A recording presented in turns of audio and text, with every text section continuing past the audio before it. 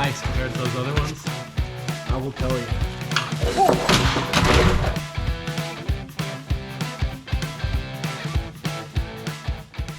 Man, oh man, you guys. We got some lumber dropped at the house February 22nd here. They came this morning, it was 18 degrees, and beat the mud pit, so that was nice and solid for that truck, because that's a lot of weight in lumber with the big truck. Mark's got the stone company dropping off some more driveway packs so we can get this run up done, and we won't have to worry about delivering as we get the spring melt, so that's good. But what this is for our beam down the center, our LVLs. We have 6 32 footers and 3 12 footers. So it'll be like a long section on each side and then one joining them in the middle. Got a whole pack of 2x12x16s, some more over here, and then some 12 footers. Brett and I were talking, and we're gonna be able to get away with, from the beam to the inside of those bump outs, we're gonna be getting away with 12 footers, save a little bit on material and less waste to get rid of or burn whatever we do. So that's good. But today, what I'm gonna come do, supposed to get a little bit of snow or rain tomorrow, I'm going to put our Lally columns in. I was laughing yesterday. I saw this guy saying he built a house for $180,000, and he was just rattling off these crazy things, these crazy prices, and like these numbers would barely even cover material, not including in labor, but just this pack here, you know, it's like what do we have? 98 2x12x16s. Those are $27.93 a piece, so $2,700. 36 of the 12 footers at $21, $754. And then I got some 16-foot 2x4s to support some things. That was $48. And then this LVL 228 linear feet of the 1 3/4 by 12, that is $19.35. So $5,400 package right here, just for the floor system. And it's going to be a couple grand more for the LP sheathing. No fasteners or labor if you're going to bill out for that. So it is not cheap to build. These people wearing sunglasses, don't normally, but yeah, I got my eyes dilated this morning, so keeping it on the down low. But we don't have power out here, and I need my air compressor. I don't have a battery one, so I got the generator, and it is heavy as heck. So let me get this thing out.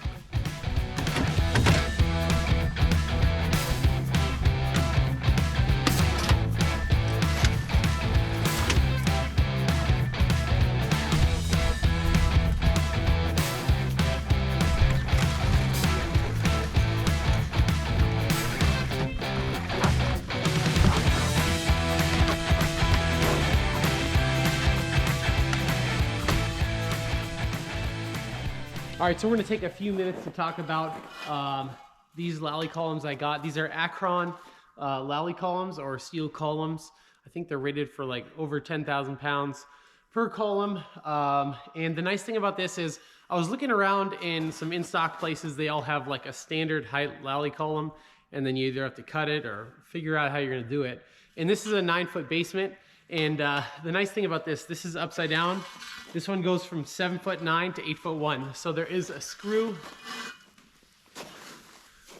here for my purposes, holding it and showing you. This is up top right now, but this is the bottom, and this will be secured to our pads here.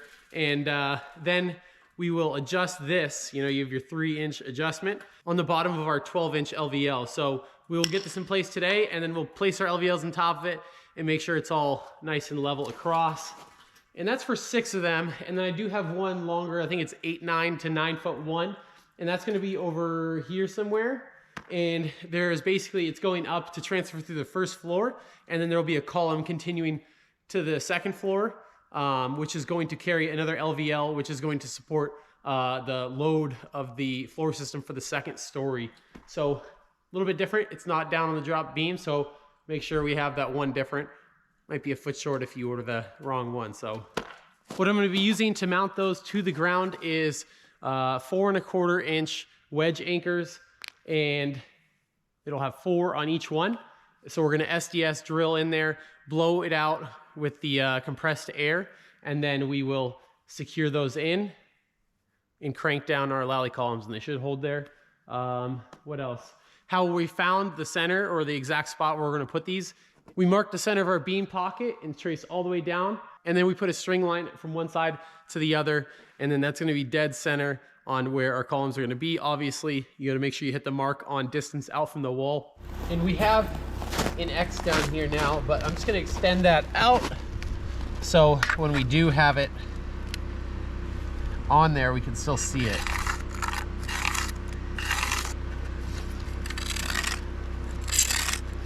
It's a 4-inch base. Get it marked pretty close. Give us a good idea where we're supposed to be at.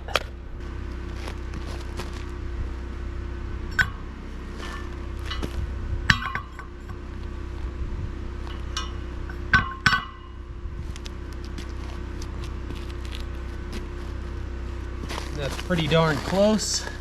So we're gonna go ahead and mark center with our Sharpie. Starting each one just so we get a good mark on the ground.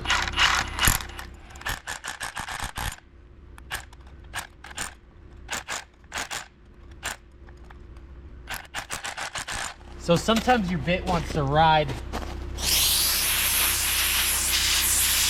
one way or the other. So what you can do is just put the hole in like that so you can still correct it if you need to, but then put your column in place and see if it's gonna hit. So that looks good. So we'll go ahead and drill all the way.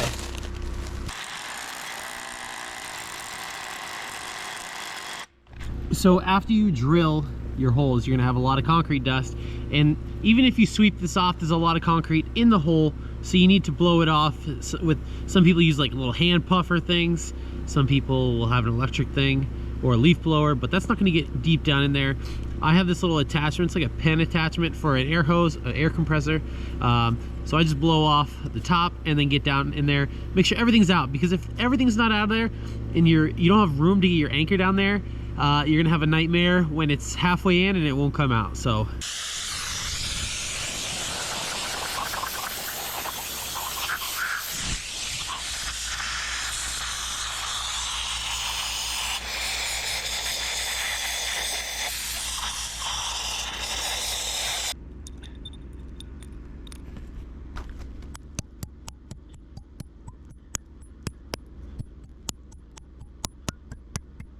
what's nice about these is the tops are flared in, so it won't even affect the bolt going on.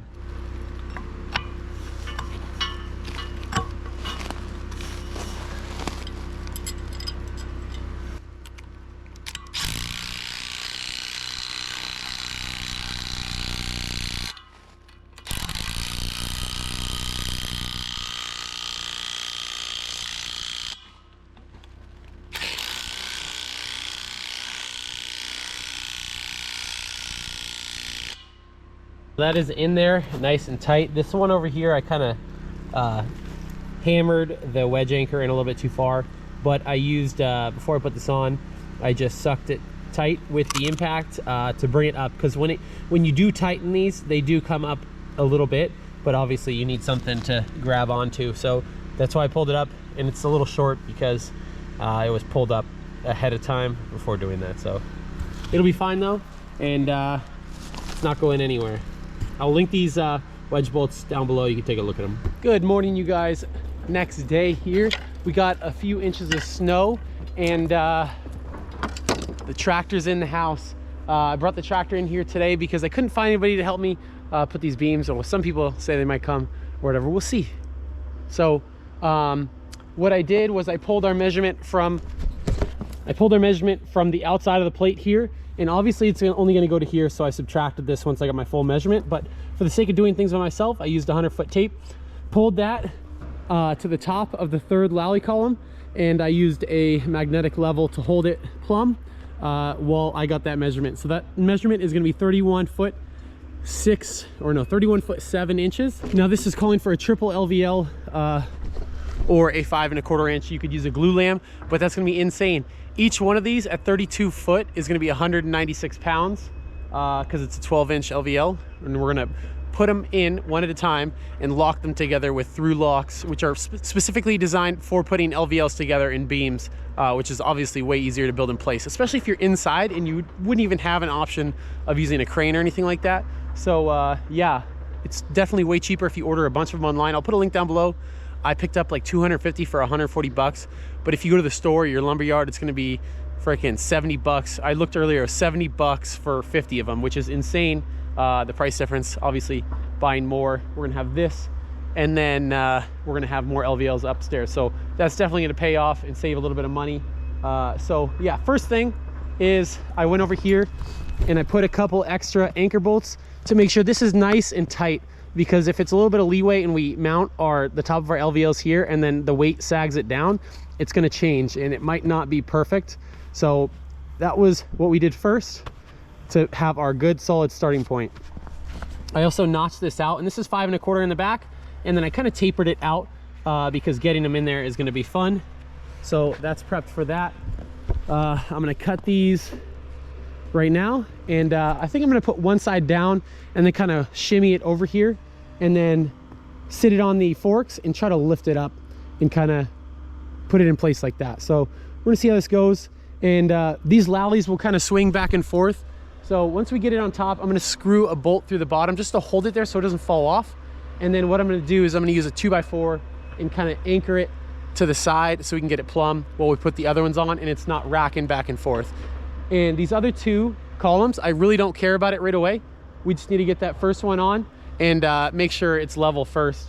Then we can worry about securing and raising or lowering these ones. Now, LVLs have a crazy amount of tension in them, obviously, because they're being, you know, it's multiple layers put together. So it's just, the more powerful your saw, the better you're gonna be on this.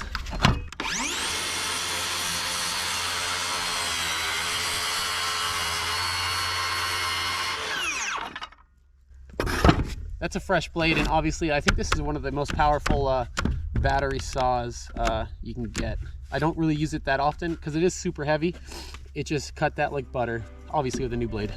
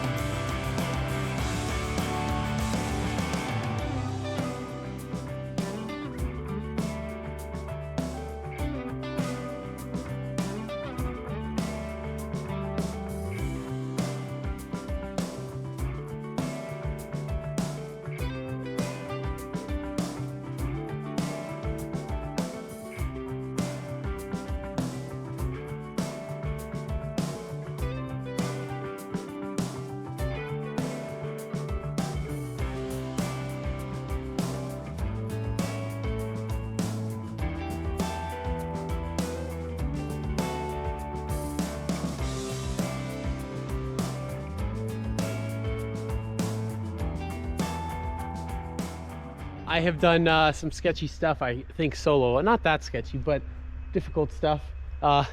This is freaking crazy. Luckily I had the tractor. There's no way you're lifting that up there by yourself, because if it's sideways, it wants to flip. But it is in there. It's sucked up tight to the side. It's on the columns and they're plumb. I have it braced in a couple spots, and I'm gonna try to get the second beam up.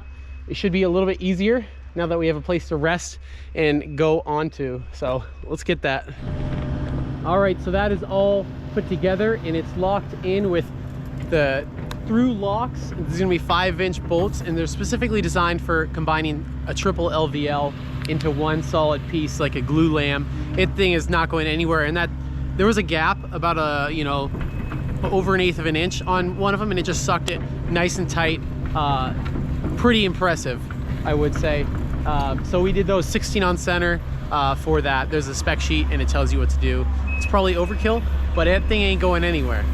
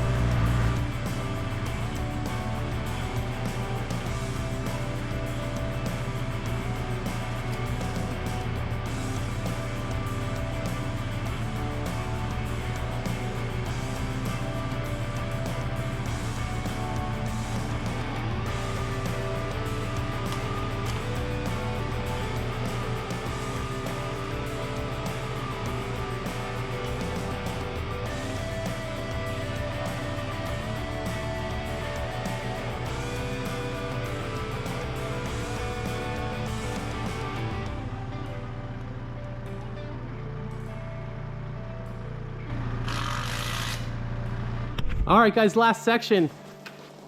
Under 12 feet, nice and easy. We're just gonna throw them up one by one. We got a couple of boards to hold them from falling off on the other side. Yeah, let's go.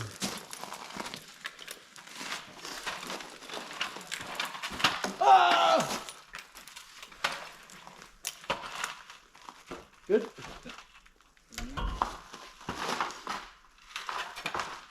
Moment of truth. Down. Oh, nice. Well, the inspector will probably catch you out. Upside down LVL. Oh, that was a little shorter. This is nice compared to those other ones. I will tell you.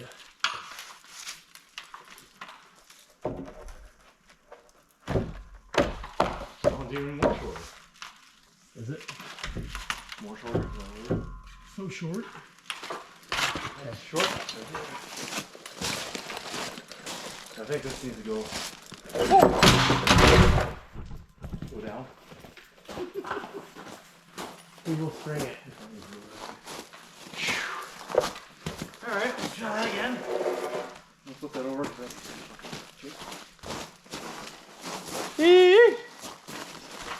At least it's the fucking short one, you know? Okay, let me put a screw in it.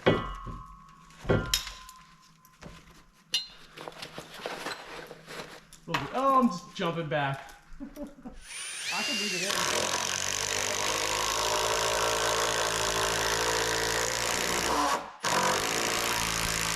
Safety. All right, so our LVL is up. Before we threw this one up as a triple member, as a one piece, we only threw about 4 of these through locks in, and these are 5-inch. They're not going through. 16 on center for this setup. Required on one side, which is nice. This is going to save you a tremendous amount of time versus trying to do carriage bolts. So let me show you how easy they go in, and they sink almost flush, which is pretty mint.